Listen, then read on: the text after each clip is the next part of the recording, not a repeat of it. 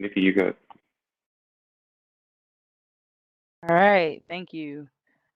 Um, Hello, everyone. Welcome to the Office of Higher Education's public engagement call. Today's topic is supporting colleges' marginalized populations. So I will also let our one of our newest members of our agency senior leadership team, our new Assistant Commissioner Wendy Robinson, go ahead and open us up for this call. Great, thank you, Nikki. Hello, everybody. My name is Dr. Wendy Robinson. I'm the Assistant Commissioner for Programs, Policies, and Grants here at OHE. It's my privilege to welcome you to our June public engagement call and to thank you for your patience as we are getting started this morning. Technology is sometimes still a bit of a challenge, even though we've had over a year and a half of everybody getting some practice with that. I am delighted to see so many folks here today on a beautiful summer morning, and thank you for taking the time to spend it with us. If this is your first time joining one of our OHE public engagement calls, these calls are really designed for us to have an opportunity to have conversations and to identify barriers and strategies around critical issues around post-secondary access and success.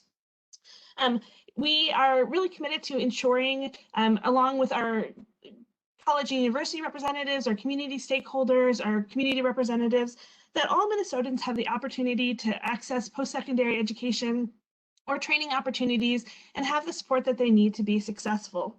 As we know, June is the month that we celebrate Pride Month, when we recognize Juneteenth, which makes it an ideal time to really reflect on the beauty and the value and the richness that diversity brings to all of our communities, our agencies, and our college and university campuses. So I am really pleased that this session of our public engagement call will give us an opportunity to learn from it's from a panel of experts to talk about how to support and identify barriers that impact historically marginalized communities within Minnesota's post-secondary education environment. This conversation, which will feature some great leaders from both higher education and community organizations and representatives, will give us the opportunity to talk about the ways that we provide support, that we eliminate barriers, and that we should ensure that all Minnesotans have access to quality post-secondary education or training. I will now turn it back over to Nikki, who will introduce you to our wonderful panelists today. Thank you again so much for joining us. Thank you, Wendy. Yes, so I will introduce you all to our panelists. First off, my name is Nikki Oliver. I am the Manager of Grants and Government Relations for the Office of Higher Education and also 1/3 of our public engagement team. Today we have Mary Hoff.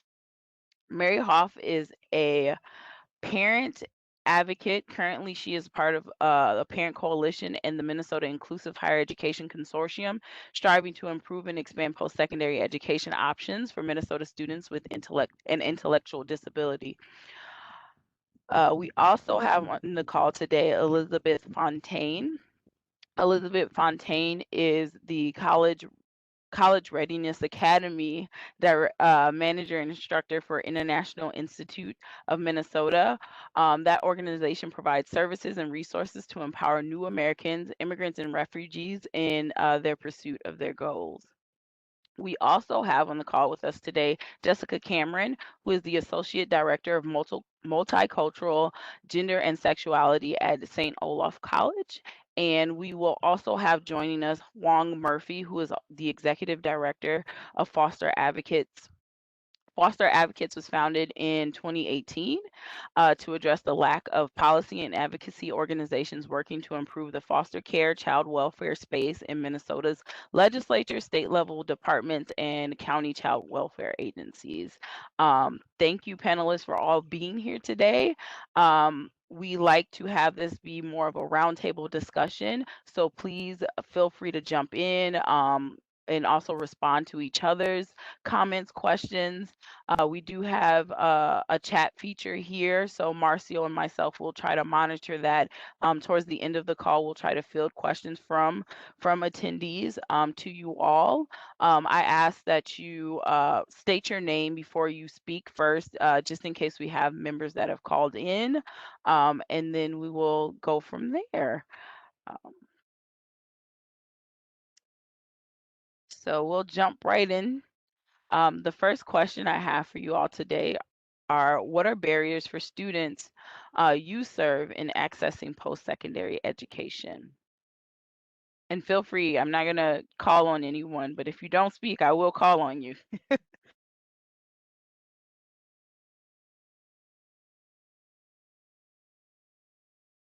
You can go ahead and get us started. This is I'm Jessica happy Cameron to get things speaking. started. Can everybody hear me okay? I think Jessica's going ahead. Okay. Sorry. Yeah, no worries. This is Jessica Cameron. So yes, I serve a lot of populations under my umbrella. I'm mainly answering from the LGBTQI plus lens today. But the barriers for students that I serve, specifically for the LGBTQI plus community, is really around outdated data systems. I think about the FAFSA, where we're having conversations on our campus on how to collect pronouns, gender expression, and maybe like birth, sex at birth versus how you identify now. You know, we're able to personalize that information on campus, but then you have things like the FAFSA form where some students, specifically the trans community, where they have maybe new identities or identities closer to how they identify now, and that doesn't match what the FAFSA requires, because no matter what it does not give space to honor how an individual identifies today versus how they were born. So we have to just early on communicate to our students that, you know, we acknowledge that your preferred name and pronouns are, you know, as you express to us, but the FAFSA, you have to use what was given at birth, because it just will not register for you. So that's a lot of trauma for students. Also just keeping up with the pulses on campus. There really isn't a best practice on, you know, what pronouns you should update in your database, but it's important for an institution to give students an access to sharing with them, you know, pronouns as they evolve over time. So if you're not able to keep a pulse on what's being used on your campus, then you will go into being, you know, close to being out of date, because it is evolving as the world evolves and as, you know, we express ourselves more. I would say another large barrier is housing. um, Housing is either you have gender neutral or you have mixed gender, but even then it's not the best space for maybe someone recovering from a surgery or hormone therapy. It's also not the best place for someone who may not be sure yet how they identify and they're going through that journey. So there's a lot of space for the housing community to develop to better serve students, because I've met with students who are basing their decisions off of those accommodations being a possibility. Um, I think the last one I would share, just for the sake of time, because I feel like I could go on, but is just support from the community. We can educate as a department, we can offer trainings, but having a whole campus, faculty, staff, students that are coming to campus and educating them to be that support, I think is also a barrier, because at the end of the day, we really can't determine or dictate how students are interacting with each other. But ultimately, I think that would be my third barrier, I think, to serving that population. Thank you, Jessica. Elizabeth, I think you said you had a response to this question as well. What are barriers for the students you serve in accessing post-secondary education?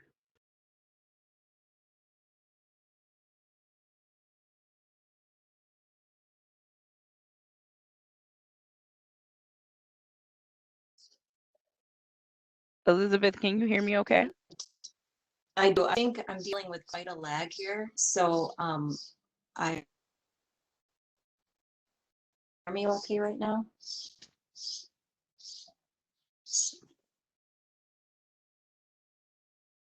Yeah, we can hear you fine, Elizabeth. Yeah. Okay. That was a long pause. I'm sorry about this. It must be my computer internet speed right now. And so just, I'm going to wait for you to call on me from here on out because I don't want to talk over someone inadvertently again. So one of the big barriers that our students who are mostly immigrant and refugee students who are adult learners, maybe returning to college, going to college for the first time perhaps, and we have a handful of K-12 graduates that we're helping to prepare for college. And one of the biggest barriers, the reason why our program exists in the first place is because so many of our students were getting placed and stuck in developmental education courses. We had a student come to us with 59 credits of developmental education courses, ESL, and reading and writing courses before starting Composition 1 for a 40 credit program at a local college here. And those are the stories and those are the students that really motivate us to provide this free alternative into college readiness. And the colleges have been really good partners in that work because they also recognize the need to accommodate adult learners. However, there are still some barriers that our students get once they go to the college for application processes, whether that be into the college or into a program. So one barrier is that some of our students who might even have English as a first language are being placed into ESL testing. Usually if they're from an African country. And we find this to be a really racist policy because they grew up speaking English. Many of them are most recent students who were placed into ESL testing, went to college in an English speaking university in their home country, and still the college insisted that they take an ESL placement. The other issue is that when our students finish our course, they're college ready in terms of the reading, writing, speaking, listening that they're able to do, but they're not necessarily AccuPlacer ready. So AccuPlacer is another barrier that we refuse to prepare students for. We don't want our courses to be an AccuPlacer preparation class.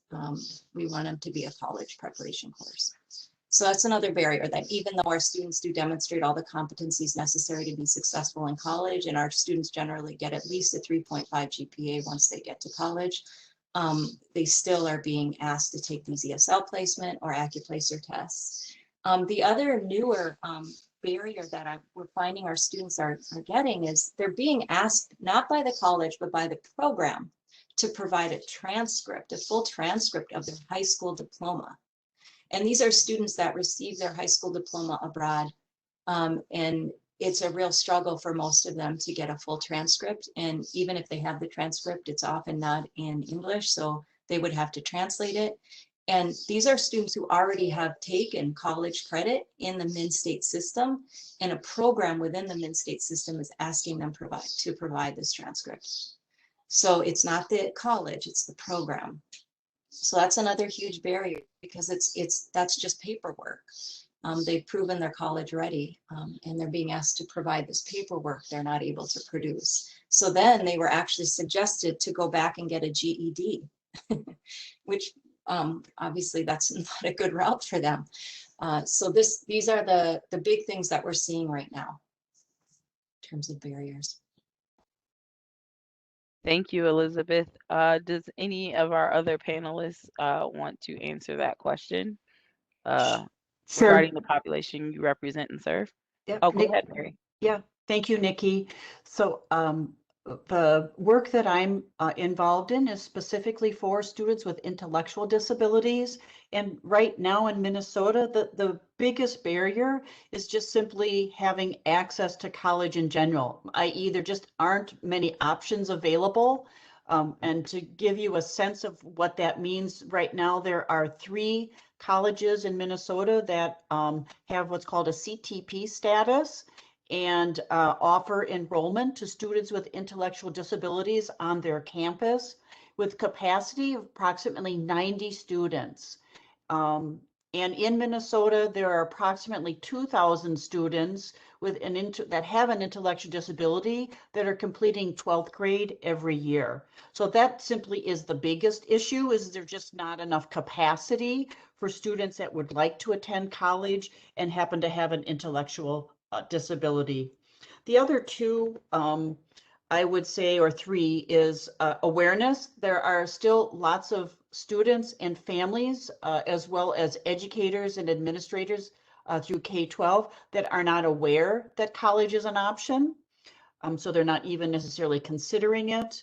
And then expectations, just in terms of people not expecting a student with an intellectual disability to be a capable learner that could pursue or continue to pursue their education through post-secondary. Thank you. Thank you, Mary. Wong, did you want to respond to that? Or I could, if you wanted to, I'll let you. Yeah, thank you. You know, I think that when we're talking about foster youth, we are talking about dimensions that, you know, that's an intersectional identity. And so I think that's something that, you know, all the challenges that were named before this point are also challenges that can show up for a foster. But one of the things that, you know, I think is really important that Jessica mentioned is that, you know, gender identity is a issue that is coming up in the FAFSA. Fosters are uniquely impacted by that because, you know, roughly like 33% or so of foster youth identify as some identity of queer. And so that's about, you know, 3 to 5 times more than what, you know, general student populations would identify as. And so when we're talking about the foster population, we're also talking about that area and domain. And this is an area that where state of Minnesota doesn't track gender expression. And so we often then find young people who are then, you know, re-entering care for these reasons. And then as they try to navigate to college, they, you know, it's compounded because there's the loss of documentation, moving from home to home. You need an ID. You may not reflect that ID. And so those are unique challenges that capture that. And so I just really appreciate that you brought that up as a issue. But the most specific one is just around affordability. Well, I know that's not unique at all, that many people struggle with the cost of college. What fosters don't have access to, however, are co-signers. Someone who can, you know, co-sign a loan, someone who can borrow on their behalf, someone that has been saving for them at any point in time in their life, and someone that, you know, can just, if nothing else, help them navigate some of the initial upfront costs and FAFSA. You know, luckily, we are just about to have enshrined in law the Fostering Higher Education Act, which will provide a, you know, effectively a full ride for foster youth who go to a Minnesota school, whether it's public or private, and we're very, very excited about that. Because I would have said the affordability of college and housing, because with the flip of a coin, 50% of our young people upon turning 18 are homeless after 6 months. And so now instead of having to choose between a homeless shelter, now they can pick between which college that they might be able to get accepted into. And I think that's really, really significant. But right now, until that, you know, a year before that, we have fosters on campus. And the biggest issue that we saw like this past year related to the pandemic was housing. Colleges closed and fosters had nowhere to go. So many young people, one young woman that we work with who was going to school in South Dakota, but is from Minnesota, ended up at a homeless shelter. And then she's having a really hard time getting back to college now because that chain has been broken and she had to expend all the resources she had to survive over that long year. And it's going to be really tough for her to get back in. Luckily, she may just have to wait a year and come to a Minnesota school once this program is fully onboarded. But that's one of the challenges is paying attention to then what happens during the summer, what happens during holidays, and what happens to students that, you know, where home isn't an option or home is right on campus. Thank you. Thank you, Wong, and thank you for pointing that out. I think when we talked about the impacts of the pandemic, that piece gets lost about how significant housing on campus and around campus were to a lot of students. So I appreciate you bringing that to the forefront. Some of you all touched on this a little bit, but what are some things that are misunderstood about the population you represent that may perpetuate inequities or impede success in post-secondary education for those individuals?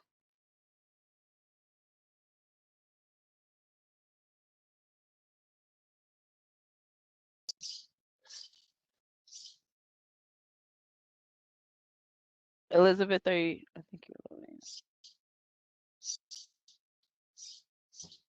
I was waiting if someone hadn't started talking already. Nope, you're good. So I think the biggest issue for immigrant refugee students is that everything is too commonly boiled down to it's a language issue, and it's usually if a student is dealing with a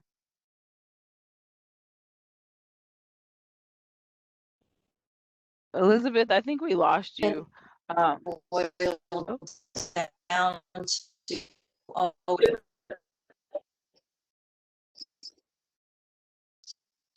Elizabeth, I think if you turn off your camera, that might help. But we'll give you a second and we'll go to someone else because there's an extreme lag and you're breaking up a little bit here.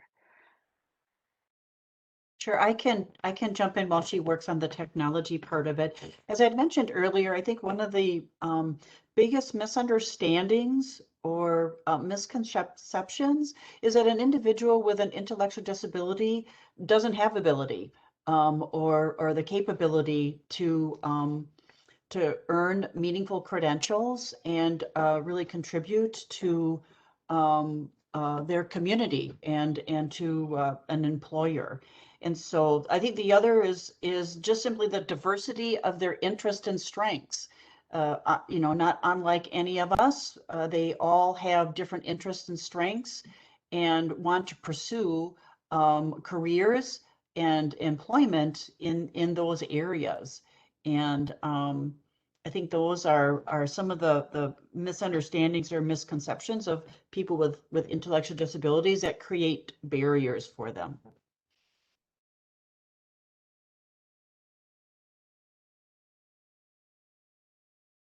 Thank you, Mary Wong or Jessica. Yeah, I can go ahead. This is Jessica speaking. And so I was trying to think of how to word this because when I think about the issue that I'm about to say, it's not, the focus is not the misunderstanding. So to me personally, a lot of these issues from systems and housing are obvious. I think people are advocating for them, people are vocal about it, but yet the systems are hesitant to change. So I think that as it pertains to the LGBTQIA plus community, there has to be misunderstandings in what would happen if these things were accommodated. Like, I don't know if accommodations equal chaos to some systems. I don't understand why the FAFSA can't open up, you know, the way people express themselves. I don't understand how housing is slow to change. So I really think that the misunderstanding is really around changing from what we have traditionally known that is no longer meeting a population or people's needs. Is going to lead to chaos or some type of dysfunction, because that's not it.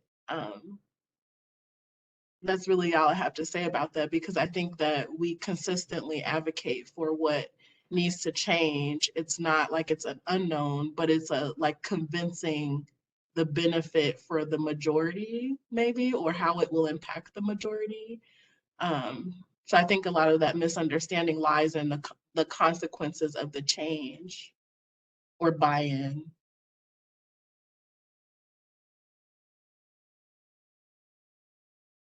Hi, folks. This is Huang.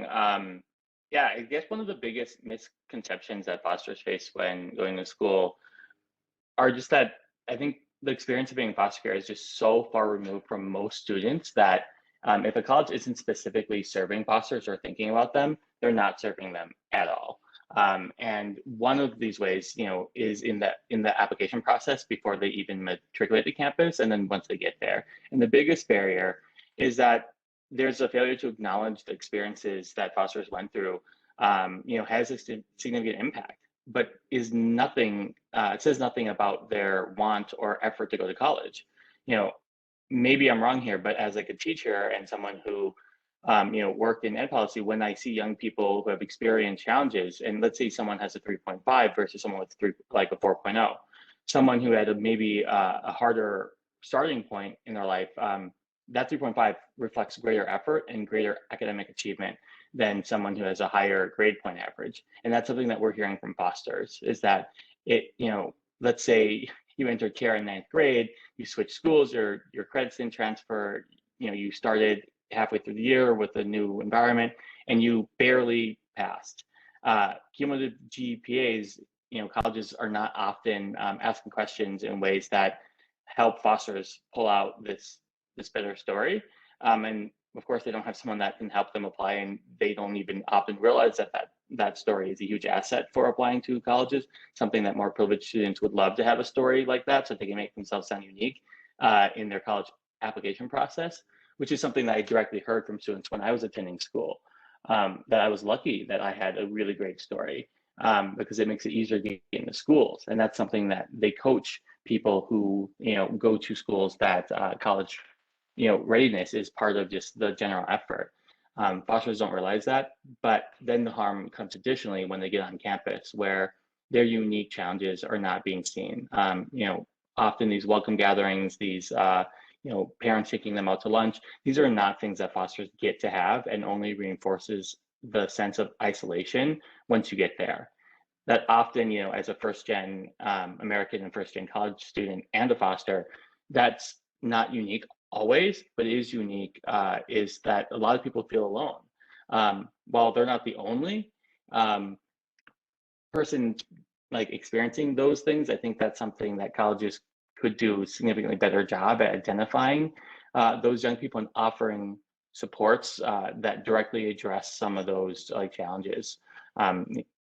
Loneliness is really the biggest thing that you need to combat once you get there, because once that isolation sets in, we just know then it's going to have a cascading effects on mental health, on academic achievement, and just further reinforcing that maybe that they don't belong on the college campus. Thank you. And you kind of are leading us into my next question. But before I go to my next question, I feel like you all touched on a few things, especially regarding identifying someone's capability based on standards that were set by society, essentially, which causes problems. I think Mary touched on that within the students with intellectual disabilities. And then I think Jessica and you, Wong, touched on kind of proximity, like how close is someone to an experience for them to actually understand and grasp it, and the fact that the foster youth are a smaller population, that the larger population doesn't often look at them or see them necessarily, which causes issues and not probably impedes change. And to Jessica's point, I was going to ask, how do you, and we'll get to this too in the solutions, but I think you brought up a very good point of things are known, we have ideas, we have solutions, barriers have been expressed, but it seems to, one, working at a state agency, change takes a long time, even though it shouldn't. But why or how do we force change to happen more quickly? Because I see the will's always been we talk about the same things over and over every year, but then there's centimeters worth of change that happens, even though there's been decades of explanation or identifying the issues. So we can talk more about solutions to that, but I appreciate you all bringing those to the forefront. And to kind of pull from where Wong ended, what do you all think the role of the institutions and faculty and support staff are in increasing the accessibility for these populations and success for these populations on campus? And I asked that question because I know it's a multi-layered thing. It's not all the pressure shouldn't be placed on faculty. And there's also institutional level change that needs to happen, but there's also faculty change. For example, when Elizabeth was talking about, it's not the college, it's a program that's asking for this thing that's creating a barrier. Or we also heard on a previous call we had that was specifically about homelessness and food insecurity, about professors not accommodating students' needs, understanding their circumstances, like maybe giving an extension on a deadline, knowing this person is homeless and doesn't have access to certain things, and same with support staff. So what do you all feel are the roles of those like varying layers at post-secondary institution for these populations?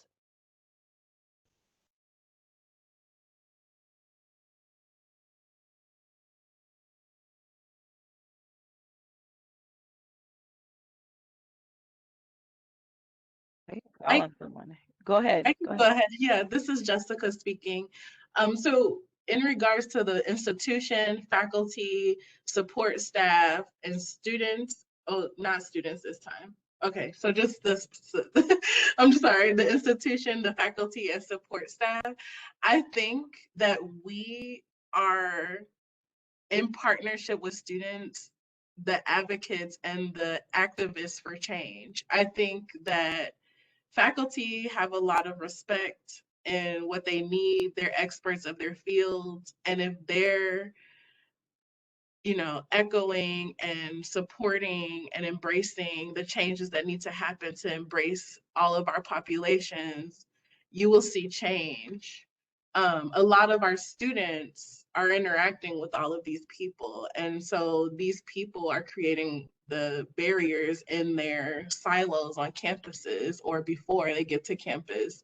So I really think that the role is really to be the advocates and the activists, I say, because I want it to be action oriented and not just a sticker on your door that, you're saying you're having the conversations, but actually, going to your departmental meetings, and also when you're personally doing this work, reflecting on who am I serving? How am I leaving anyone out? Like really thinking through that. Like, how am I providing access through the things that I'm doing? How am I advocating through the space that I take up? And really living and breathing by that. And I think if that's echoed in all of these different spaces, then change will come. I personally believe that policies and culture and attitudes have to change simultaneously for the individuals to really see the impact. So I really think that these individuals are change agents in this work for all of our fields or focuses.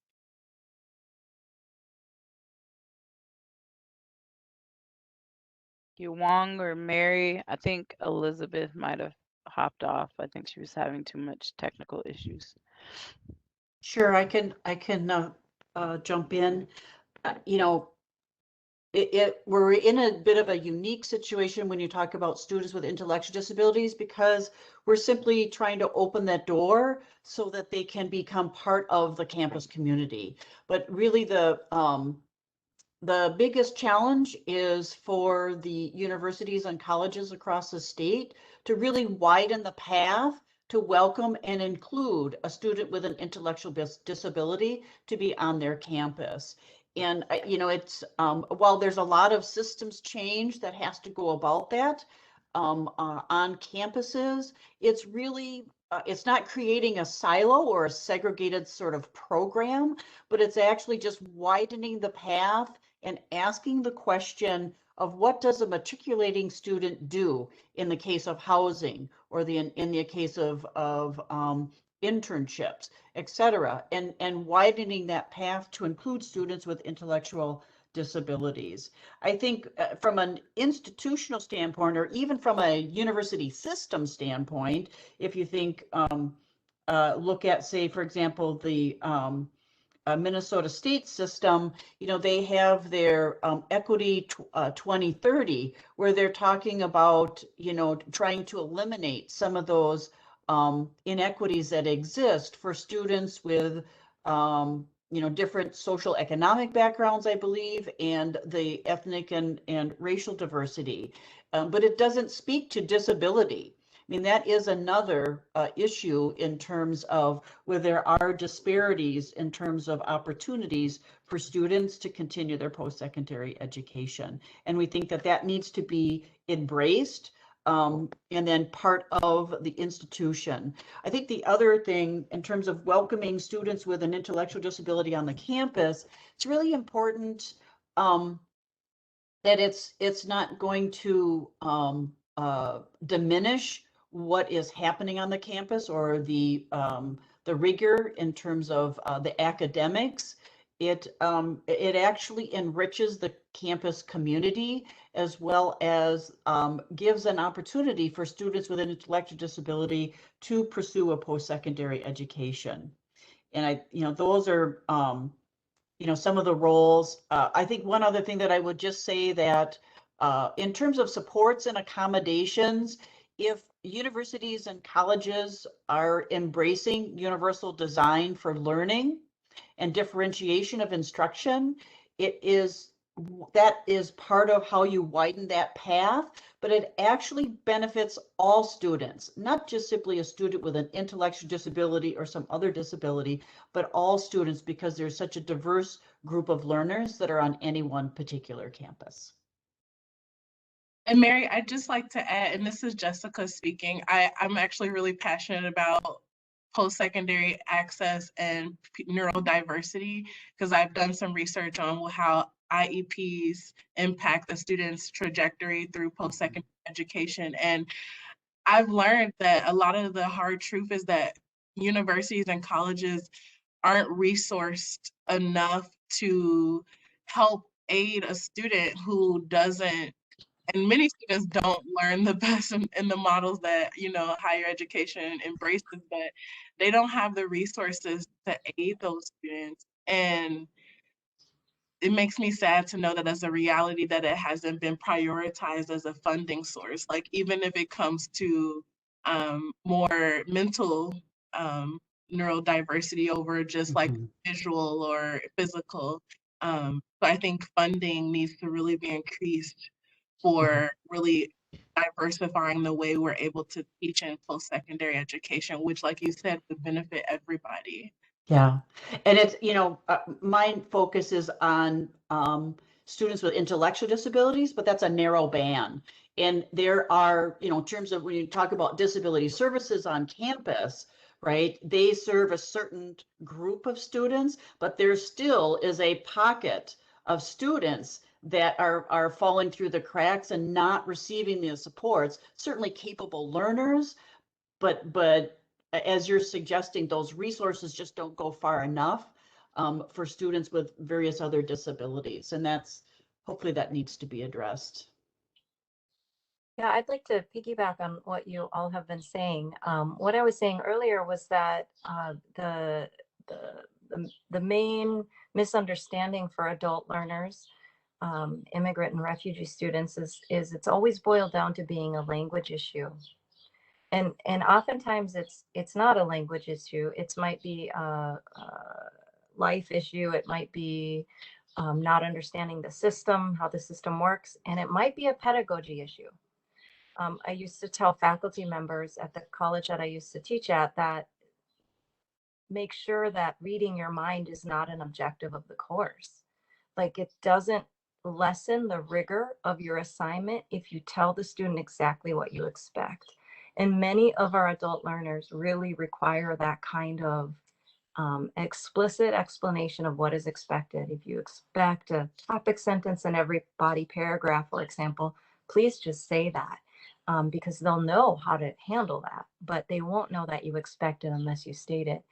And what Mary and Jessica were saying about good pedagogy in any area is good for everybody. So those best practices in all of these areas we're talking about, they're going to benefit every student on the college campus. Yeah, and I really appreciate you saying that, because that was something that, I think we often miss, I think, in the higher ed space. It's seen as this place, this cauldron of or coliseum of achievement, that to be the best, you have to rise through hardship. And that's never been the goal of education since its founding, was to be competition. We know that doesn't create learning. It doesn't make people feel welcome, and doesn't encourage people to do better. But I really think of that, we borrow a lot from the disability space, right? That this idea that nothing about us without us, or really just this new idea that nothing without us, period. But the best example are curb cuts, right? Before the ADA, curbs just used to round off, and people who had mobility devices couldn't get onto the sidewalk. But now we have open pathways. There's a lot more to do, but at least now, like having using a wheelchair is not going to be a barrier to you being able to go down the street. But guess what? Everyone uses curb cuts. It's better for everyone that they exist, and it allows marginalized members of our community then to get on board. And that's exactly what we want and expect for colleges for all other marginalized communities. And that's why I think helping in one space improves everything for everyone else. I really deeply believe in that. And when you are doing targeted universalism, I think that's one of the clear benefits of it. But to more directly answer the question for foster youth, I would just say that if there's a professor or a faculty member, just take an interest.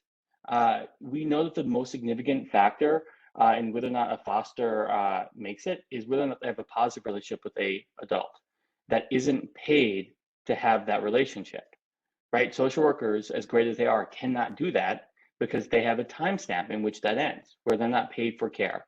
Foster parents, they usually stop helping once the payments stop. It's great service that they're providing, but these are not replacements to a social structure. When you're totally disconnected from your family, totally disconnected from community, then you have to recreate it. We create those in schools and in work. And they're gonna have to create one with a family of their own choosing. And so we can fix one of those right now, which is at school. So if you are a professor or someone that sees a young person who is likely to have experienced foster care, or that you just know is struggling, just ask. Show an interest in their life, show an interest in what's going on. You don't have to, your goal isn't to toughen up kids, especially foster youth. Trust me, we're tough enough. What we need is a little bit of help. And that's why I made it through college, is someone who cared, who didn't need to. And it was a random person who was working at admissions office who said, please do not become a poli-sci major. Go and actually help people. Switch your major to something else. And it was huge because we stayed in conversation. And I trusted her then to go to other, whenever I had questions about how to get on campus, what academic supports were available, which allowed me to then flourish after a really tough first year of college. And I think that it's a really small thing. It may not feel like it matters, but it really does. And I have to think that for the professors and faculty out there, that those moments are what has to make that job worthwhile. So please pursue more of it. Thank you all so much. And you've started to go down this path, but what are some additional ways that that we all could improve access and retention and completion for these populations? I know you touched on it somewhat in each question, but if you want to elaborate on any of those. And then also this is also an opportunity to share resources that you all are aware of for our those listening in and watching, because we also want to bring these issues to everyone's attention, because we have students, we have family members, we have legislators, we have policymakers, we have department heads, and everyone hopefully listening in on these calls, and we want to provide them with usable solutions to helping these populations be successful. And if you all as experts and representatives of these populations have ideas, please share them. Yeah, I would like to share a couple community groups that have been doing really good work in this area. MNEEP, MNEEP, it does excellent work, has a lot of branches of their organization, and they do everything from advocacy to very practical planning. I think their priority is to partner community partners with higher ed institutions, as well as K-12 to higher ed. I think ALC, All Learning Counts group that's working now in Min-State, is doing excellent work in terms of acknowledging students' background knowledge with CPLs, and also supporting some mini grants that are looking at how to best support access to higher ed for adult learners. Those are two groups that I think are doing really good work right at the moment. The key, I think, for me, for OHE, would be to just help support the system to connect or incentivize the system to connect with community-based organizations who understand the population that they're wanting to serve. Because everyone wants to serve adult learners, but they don't necessarily want to do the work of it. And yet if they don't accept our recommendations into college level work, ABE or community-based organizations, then it's not an effective partnership. So trust the community partners, and also allow them to bridge students into the system and allow us to have some say into how they're welcomed into that system, because we do know these learners. The other last piece I wanted to say was providing, I think OHE could provide more data to community partners when it's requested. I've really struggled with getting data about our students that enter college. It's like after they're there, we have to rely on their self-reporting to know how they do. And that's not helpful all the time. Thank you. I have a recommendation, and this is Jessica speaking. So I think about some of the advances that I've been able to make at my current institution, and it has been in partnership with working with other institutions in the state. So leaning on my colleagues who are also doing similar work at their institutions, because serving the LGBTQIA+ community as serving many of our populations is evolving, it's changing, it's developing, it's growing, it's improving. So being able to share what's going on each other's campuses, what's going well, what are you trying to do next, giving each other advice, talking about best practices in the context of our state is so helpful, because then I'm able to go into conversations, with our VP or with different directors and say, well, at similar colleges in our state, they are in this position and it's working well. Maybe we can review this, and vice versa for them. So I've seen a lot of benefit in having access to spaces similar to this, but it could be more specific to professionals who are serving our communities, where we're having conversations about the happenings on our campuses and where we want to go next, and able to aid each other in that work. Because then it doesn't look like just me saying, I think we should have this. It's like shown that other institutions are trying this or need this or see the same trends. And I think in those ways, we're able to move more, have more space. So I'd love to see OHE maybe captain some work groups for us. Maybe it be around LGBTQIA+, maybe it's semesterly, maybe it's monthly, whatever the case. But I think that there would be a lot of power in advancing the work in our individual groups if we're banding together and doing this work for the state.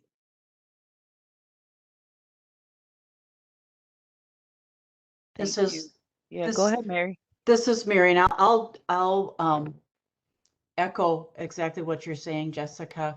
We actually, as a parent-led group, have gathered all the key stakeholders for our efforts in terms of the Minnesota Inclusive Higher Education space, if you will, for expanding college options for students with intellectual disabilities. And through our consortium, we actually have created a learning community. So we're doing just that. And then we're welcoming, whether it's institutions of higher education, legislators, all the state agencies, because we're collaborating not only with OHE, but the Department of Ed, DHS, and Voc Rehab through DEED. And I think that's really important, especially for the work that we're doing, simply because we're just trying to get doors open and expand the options and the opportunities. I would also just for Nikki and everyone that's at OHE, we just thank them for their collaborative and welcoming spirit and efforts of working with us to what we're trying to do to expand college options. And we look forward to continuing that collaborative relationship. I think if I had other recommendations, they would include somewhat similar in terms of that disaggregation of data. we're looking for more information as well for students with disabilities and specifically with intellectual disabilities. I know one of the things that's being tracked is just the attainment rate and the goal of 70% of Minnesotans between 25 and 44. And while that data is not disaggregated for students with intellectual disabilities, it's fairly safe to say that that attainment rate is well below 70%. The other thing that I would say is there's opportunities in terms of the grants and the kind of existing funding that's available today that I think we can utilize for some of that initial funding to expand college options for Minnesota students with intellectual disabilities. And so things like concurrent enrollment is an opportunity for us, and collaborating with OHE and the the Minnesota Department of Ed to take a look at policy and practice in the state statutes as to how to widen and create that pathway for students with intellectual and developmental disabilities.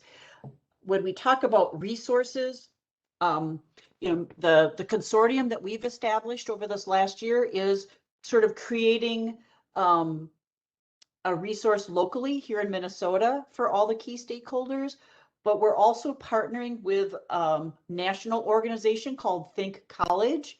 They're the National Coordinating Center, and they are funded through the U.S. Department of Education. And we're breaking new ground there in terms of being a statewide consortium and collaborating with them so that we're providing technical assistance locally for colleges and universities that want to expand their college enrollment options. But then we're also bringing the national resource with 12 plus years of research and expertise as to how this can look and what we can do here in Minnesota. And they're very motivated and interested, just simply because the Midwest is one part of the country where there are very, very few options for students with intellectual and developmental disabilities. Thank you. Wong, do you have anything? I can also, Wong had mentioned, and I'll let you talk more about this, but in the higher education omnibus bill, which is the state budget bill for higher education that recently passed the legislature and is currently sitting with the governor's office, there is a last dollar in scholarship program. It's House File 7. It will be Chapter 2 in state law. And I think the understanding is that for that program, the implementation would be for these individuals to receive the funding for academic year 22-23. So that's one resource. And then also to Mary has worked with our agency a lot because of the intellectual disabilities grants for those students as well in our office. And we are doing a lot of work on trying to get disaggregated data. So this is really helpful information. I'm sure our director of research is tuning in here. But this is all good information to know and helpful. In some of these organizations we do partner with, like Manip, for example. So I will also share these resources with the listeners as well in a follow-up email. But I will let Wong talk about any additional ways to improve access, retention, completion, or resources that he may know about for pertaining to foster individuals. Yeah, I mean, thank you. I'm gonna sing this until I pass out, but please tell young people that were fostered, if they were 13 or older, whether they returned home, whether they're adopted, whether that they age out of care, like the point of this program is the promise, is that there's a hope gap. When you're 13 and you just don't think that you have a future, it is really hard to care about anything else.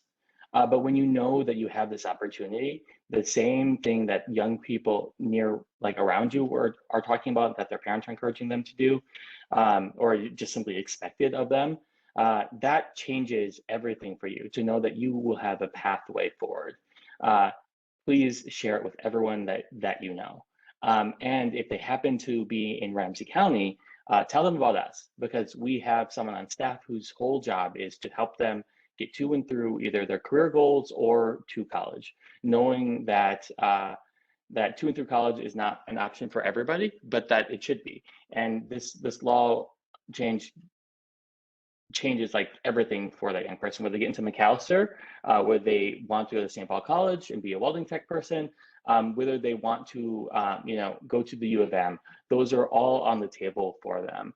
And, I just think that like college is affordable if you're a foster now, and the only like lift for us now is to make sure that fosters do it and then to support them once they get there.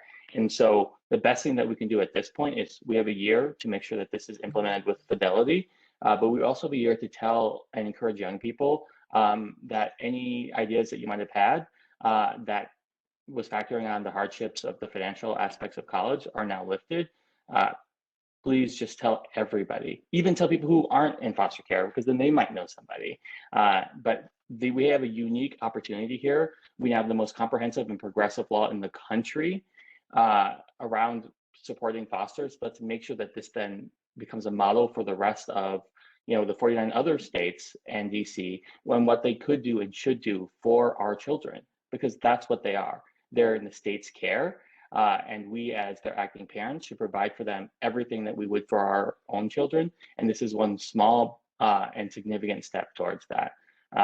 But one of the other really just significant ways that someone can just help improve access is just ask a young person whether they're fostered, or have left care. Is like, just what are your plans? What do you want to do for your future? Who do you want to help? Because like a lot of people don't ask about that. They're nervous too. I think they're afraid of what the answer might be, but you will find that fosters' dreams and hopes far eclipse any hardship that they have seen. And I think that the more that fosters can dream, the more then they can imagine a better life for themselves. And that will open a lot of doors as well. So thank you. Thank you. And one more plug for something that the agency had advocated for that is also included in that higher ed budget bill is Direct Admissions Minnesota. And it would be a collaboration between our agency, K-12, and the post-secondary institutions to develop benchmarks so we can send out notification if a student, because there's this information gap, because there's this also these notions that that's not for me, I can't do that, for our most marginalized population. So what would happen is the benchmarks will be developed, and if students meet those benchmarks, they and their parents will get essentially a letter or a notice that, hey, you meet the benchmarks, you're into college, and there will be one common application for those individuals to apply more easily and simply, because we know, and we've even had anecdotes and even personal experiences where even counselors in K-12 have told individuals they can't go to college, even if because of maybe their race, ethnicity, or maybe if they're an immigrant student or comes from a family that's ESL or something like that, that they've been told they can't go, or there's these misconceptions that they're not able to achieve or succeed. So we want to break down those access barriers, and that's one of the things our agency is trying to do. And I also want to apologize to the listeners, because one of the things I wanted to acknowledge at the top of the call is that we are speaking to colleges' marginalized populations, but we also understand that we don't have every marginalized group represented on this panel. I don't think we would have the space to do that, but we try with all of our calls to have as much of a diverse group to speak to a variety of populations. Currently, we don't, I don't think, unless any of you all could touch on the military or veteran population by any means. I don't think we have anyone on this call right now that could speak to that. We did have someone on that call when we were talking about what is post-secondary on a previous call, and I can link our website in the chat, or Marcio, my colleague, could do that, where you can see those recordings as well, and we will keep that in mind for future calls too. And I don't know if I'm missing any questions. And I don't know if Marcio, if there are any that you see. Currently I don't see any. But yep, go ahead. Yep, go ahead. Sorry, I just wanted to piggyback on something Huang said. And that you were mentioning too. marginalized populations are a diverse group, and I also would caution people not to consider an immigrant only an immigrant, or someone with an intellectual disability only someone with an intellectual disability, or and on and on.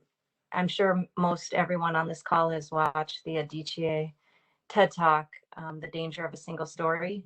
And I think it's really important that we acknowledge the unique barriers that our learners face when they go to college, but also recognize that they're human beings with complex barriers.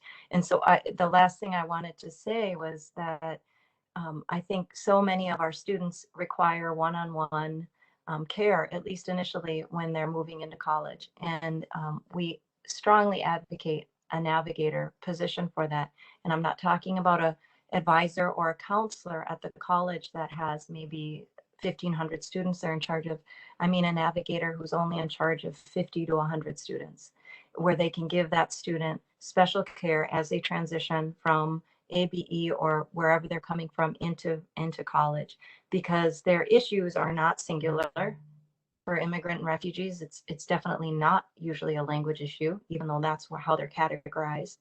It's often much more complex than that, and navigation can help bridge that gap.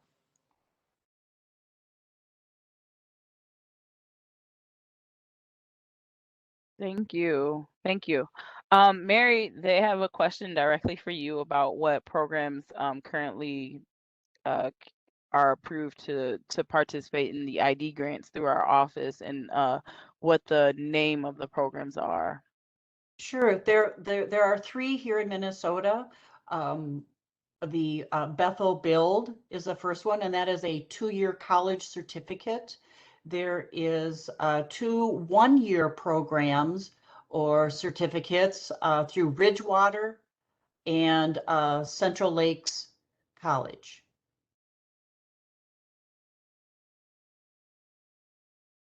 Thank you. I don't think there's any additional chat questions currently. So I will allow you all, if you have any last comments. And also I want to ask if it's okay for me to share you all's contact information, as you all are resources and, like I said, experts in these areas and serving these populations. So I think it'd be great to share you all as resources as well to the community and those that are listening in. So if there's anything you all want the audience to know, in addition to what you've already said, or any last words, feel free. Hi, folks. This is Huang. Just want to take this opportunity to jump in really quick and just say something that I should have said earlier, but something that I want to really push for is that, like, disaggregating data, and data is not the sexiest topic in the world. I definitely get that, but nothing is more important. And so I just really would push OHI and colleges to not wait for anyone else. Do it yourselves. Is that one thing that's super clear is that when we are talking about systems, we measure what we value. So if we do not measure it, then we are sending a signal that we do not care. And one of those clear ones, as Jessica mentioned, is gender identity and sexual orientation for our students. Just like if FAFSA doesn't cover it, then colleges need to ask as a denim, like, what does your ID say? But what is it that is best, most fits for you? If there's legal frameworks that need to be changed, and Jessica, I definitely want to follow up. I used to work at Big Ed. This is something that definitely needs to be changed, and I want to be helpful in doing that. I think we have a administration now that should make it a priority to make that a change in the FAFSA. But the last plug I'll have is that for foster youth, the FAFSA has been shifted to where fosters no longer have to prove that they are fosters when they apply. That the only additional barrier that you have is the only other thing you have to do is apply through something called an ETV program. It's an education training voucher. That's the only additional hurdle that fosters have to face. There's no separate application for the foster grants that the state is going to be implementing. So please reach out. Nikki has my email, and they'll share it with all the folks. But it would be around be in touch. The Spanish Circle and all the services actually. So those would be probably added to the survey that Veronica has for our post. Marcio, you're unmuted.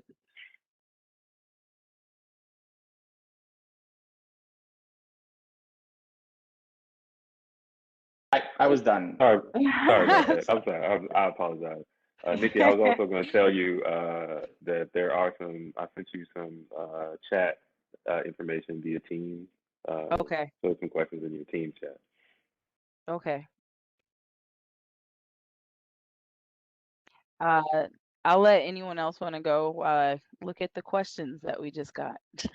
Sure, Nikki, I'll jump in. This is Mary. I welcome you to share my contact information for everyone who's on the call, and invite people that are interested in being a part of the consortium, especially our learning community, to contact us so that we can get you involved and helping with our efforts and sharing resources and information. So thank you again for the opportunity to be here and sharing.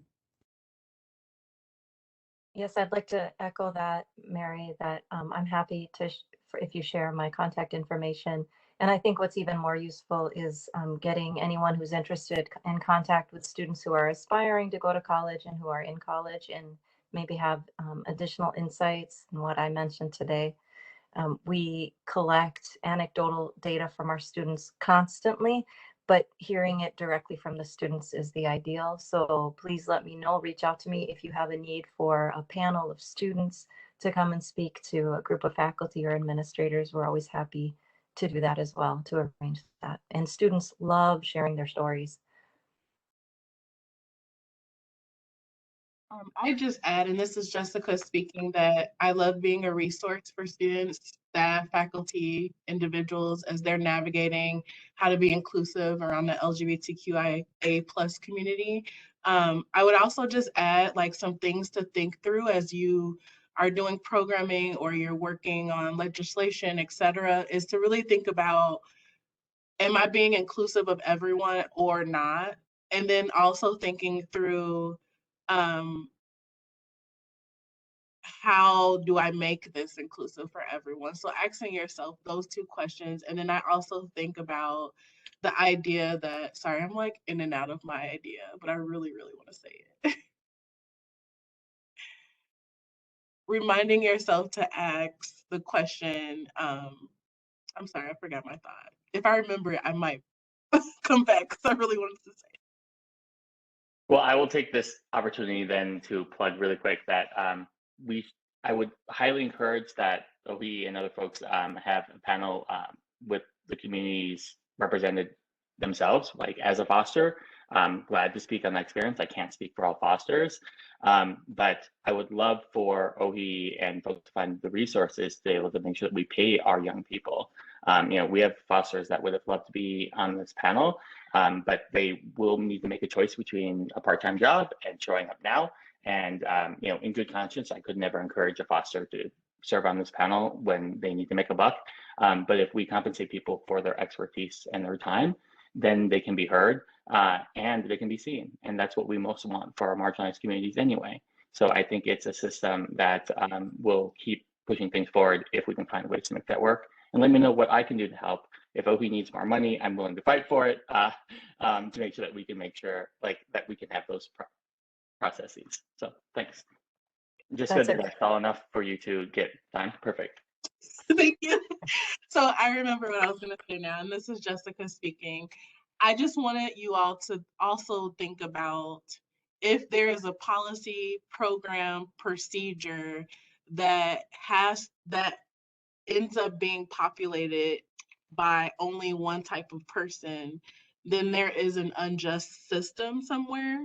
So if you find yourself needing to create a Band-Aid type of situation to accommodate, there's something wrong with the main policy, program, entity, whatever. So really think intentionally about how do you make something inclusive? Because I oftentimes remember learning that, US higher education was made as an entity for exclusion, and it was made to breed elitism. So a lot of us trying to undo that is our policies and programs were created to be unjust and to other.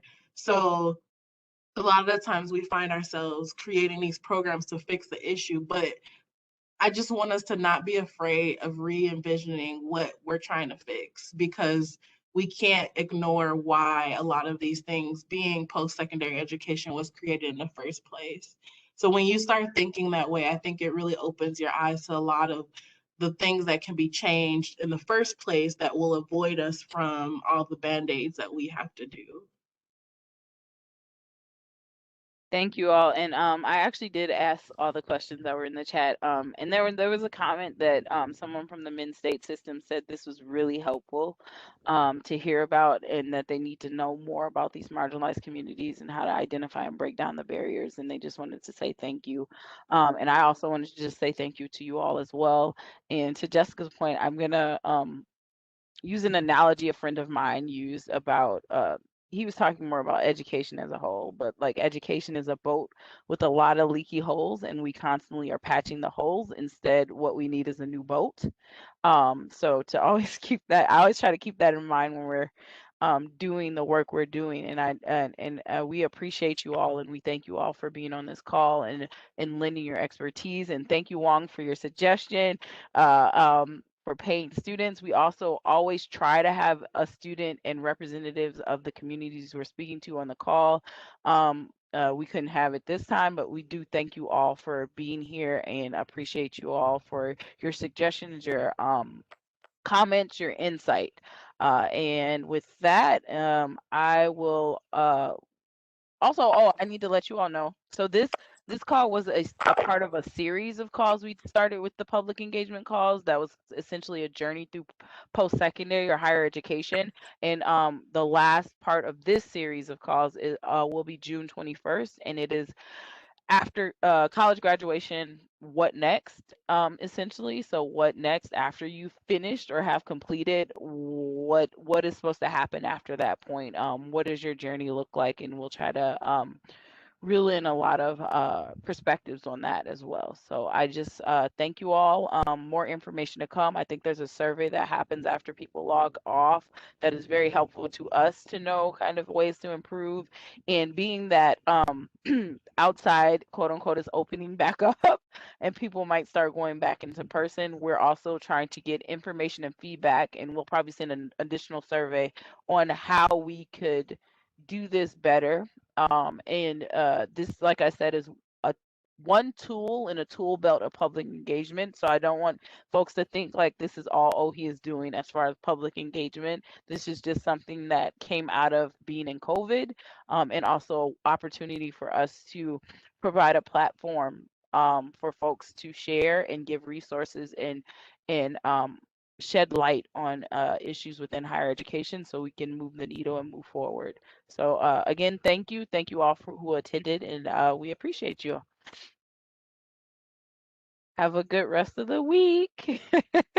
Bye. Thank you, Nikki.